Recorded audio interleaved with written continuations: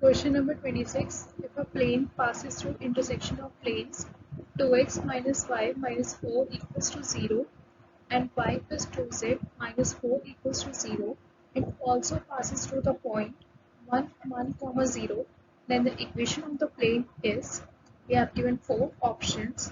Among these, we have to find the equation of the plane. Moving towards the solution, we have the required equation of plane as 2x plus 2x minus y minus 4 plus lambda y plus 2z minus 4 equals to 0, and it is given it passes through a point 1, 1, 0, and putting these values in this equation of plane, we'll get 2 minus 1 minus 4 plus lambda 1 plus 0 minus 4 equals to 0.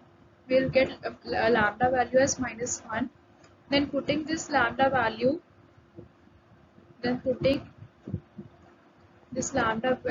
minus 1 in this equation, we'll put lambda value minus 1 in this equation. So on solving this, we'll get x minus y minus z equals to 0, which is our answer A. So our correct answer is first option. Thank you.